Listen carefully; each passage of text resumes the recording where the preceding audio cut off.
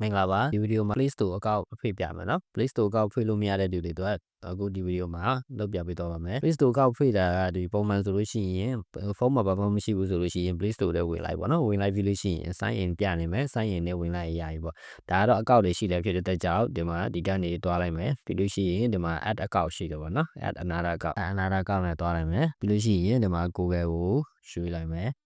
ဒီမှာကိုယ့်ရဲ့ဖုန်းပတ်တန်ကိုထည့်ပြလိုက်ပါနော်โอเคဒါဆိုဒီနေရာရောက်ပြီဆိုလို့ရှိရင်ပုံမှန်တိုင်းပဲဒီမှာ create account ကိုနှိပ်မယ်ပြီးလို့ရှိရင်ဒီအပေါ်က my personal ကိုရွေးလိုက်မယ်ပြီးလို့ရှိရင် first name last name ပါနော်ပြီးလို့ရှိရင်ဒီမှာအောက်မှာ nice နဲ့တွားမယ်ပြီးလို့ရှိရင်တက္ကီရွေးမယ်ရက်ရွေးမယ်ပြီးလို့ရှိရင်တက္ကီရွေးမယ်လရွေးမယ်ရက်ရွေးမယ်ပြီးလို့ရှိရင် gender မှာ male or female လာပေါ့နော်အဲ့ဒါပြီးလို့ရှိရင် nice နဲ့တွားမယ်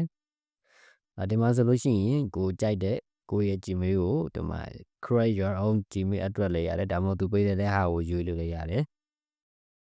okay ပြီးလို့ရှိရင်ဒီမှာ password ကိုဒီမှာရတယ်ပေါ့နော် password ရလိုက်ပြီးလို့ရှိရင် nice နဲ့တွားလိုက်ပေါ့နော်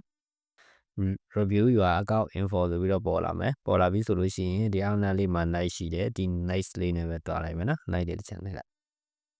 okay ဒါဆိုအောက်နားလေးမှာပြန်ပြီးတော့ဆွဲတင်လာလိုက်ဒီအောက်မှာ I agree ဆိုပြီးလို့ရှိတယ် I agree ကိုတစ်ချက်နှိပ်ပြလိုက်ပါ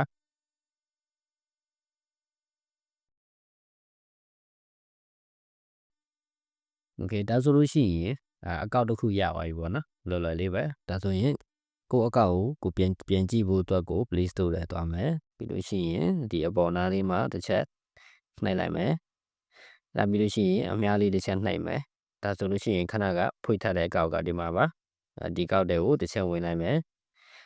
ဒါဆိုလို့ရှိရင်ဒီမှာ access ကိုနှိပ်ပေးလိုက်မယ်ဟုတ်ပြီဒါဆိုလို့ရှိရင်Play Store အကောင့်တစ်ခုလောလောကူကူနဲ့ဖွင့်လို့ရပြီပေါ့နော်